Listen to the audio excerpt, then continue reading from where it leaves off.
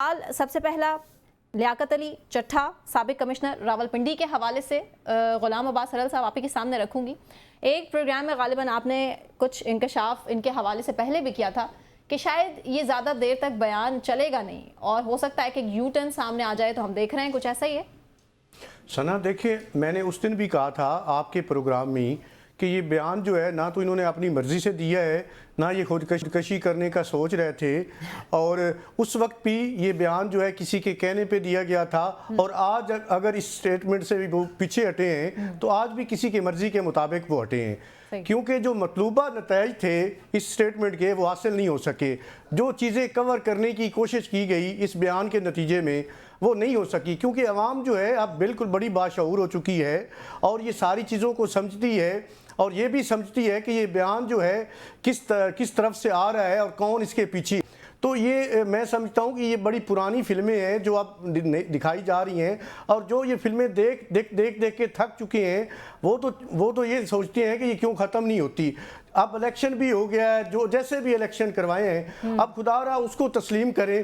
اور میں سمجھتا ہوں کہ جتنے یہ مقدمے سیاسی بنیادوں پہ بنائے گئے ہیں ان کو اس سے سیاسی جو ہے وہ سیاسی انتشار پھیلے گا, اور نون لیگ جو ہے اور اسپیشلی پیپلز پارٹی جتنی دونوں جماعتیں ہیں خود اس کا شکار رہی ہیں.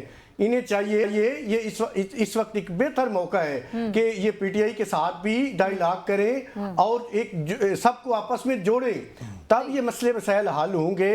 اور جب تک یہ اس طرح کے بیانات آتے رہیں گے اور یہ آپس میں سیاسی مقدمے بناتے رہیں گے, ملک کے مسئلے نہیں حل ہوں گے, نہ سیاسی استحکام آئے گا, معاملات آگے بھی نہیں بڑھ پائیں گے. نوشاد صاحب, آپ کو کیا لگتا ہے کہ یہ چٹھا صاحب کا یو ٹرن تھا یا پھر زبردستی دباؤ کا بیان آج ان کا سامنے آیا؟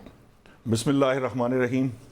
مجھ سے پوچھئے تو میری نظر میں تو یہ ایک کانسپریسی تھی جس کی تحقیقات ہو رہی ہیں, اور جتنا میرے علم میں ہے اس کے اندر بہت سے لوگ انوالو ہیں.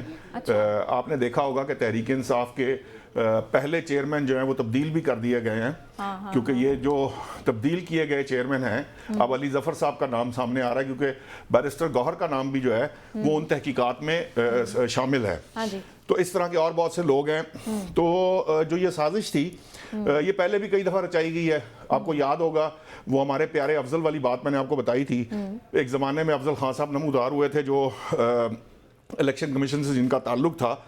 تو لیکن اس طرح کے یہ جو ہلال صاحب نے کہا ہے نا, یہ جو حربے ہیں یہ ایک تو بہت پرانے ہو چکے ہیں, دوسرا ان کا کوئی فائدہ نہیں ہے, لوگ انہیں تسلیم نہیں کرتے.